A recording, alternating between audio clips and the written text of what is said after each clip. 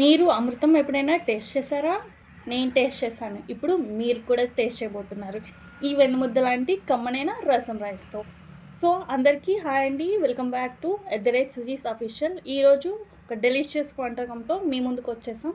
So let's start cooking. ముందుగా ఒక glass బియ్యం, గుప్పెడు కందిపప్పు వేసుకొని బాగా వాష్ చేసుకొని 1:3 రేషియోలో వాటర్ పోసుకోవాలి. ఇప్పుడు కట్ చేసుకున్న 3 టమాటాలను వేసుకొని 4 విజిల్స్ వచ్చేంత వరకు కుక్ చేసుకోవాలి. 4 విజిల్స్ అయిపోయిన తర్వాత స్మాషర్తో చూపిస్తున్న విధంగా రైస్ని స్మాష్ చేసుకొని ఒకసారి గరిటెతో కలుపుకోండి.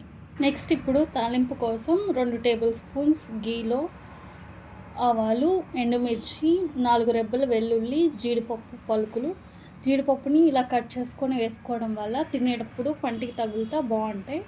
కరివేపాకు, ఇంగువ, చిటికెడు పసుపు వేసుకొని తాలింపుని రైస్లో వేసుకోవాలి. మొత్తాన్ని ఒకసారి ఇలా మిక్స్ చేసుకోవాలి. కొంచెం చింతపండుని ఒక కప్ ఆఫ్ వాటర్లో నానబెట్టుకొని ఆ రసాన్ని ఇందులో వేసుకోవాలి. తర్వాత ఒక 3 గ్లాసులు వాటర్ వెంటనే కాకుండా ఒక్కొక్క గ్లాసు వేసుకుంటా అన్నంని ఇలా మెదుపుకోవాలి. మసాలా కోసం మిరియాలు, జీరా, ఎండుమిర్చిని డ్రై రోస్ట్ చేసుకొని మిక్సీ పట్టుకొని 1 టేబుల్ స్పూన్ వేసుకొని తర్వాత రసం పౌడర్ని వాటర్లో కలుపుకొని వేసుకోవాలి. మొత్తంని ఒకసారి కలుపుకున్న తర్వాత రుచికి సరిపడా సాల్ట్ వేసుకొని మొత్తం ఒకసారి మిక్స్ చేసుకోవాలి. సరే కదండి, ఈ కన్సిస్టెన్సీ వచ్చేంత వరకు మూత పెట్టి అకేషనల్గా కలుపుకుంటూ 10 to 12 మినిట్స్ వరకు కుక్ చేసుకోవాలి. ఫైనల్గా కొత్తిమీర వేసుకొని ఒక 5 మినిట్స్ మూత పెట్టి స్లో ఫ్లేమ్లో కాసేపు ఉంచాలి. అంతే అండి, కరెక్ట్ మెజర్మెంట్స్తో చేస్తే చాలా సింపుల్గా హడావిడి లేకుండా అయిపోతుంది. ఎప్పుడైనా ఏం కర్రీ చేయాలబ్బా ఈరోజు అనుకున్నప్పుడు ఇలా ఒకసారి ట్రై చేయండి. వేడిగా ఉన్నప్పుడే తింటే ఆ టేస్ట్ అనేది బాగుంటుంది. ఇది ట్రై చేసి ఎలా ఉందో కమెంట్స్లో చెప్పండి.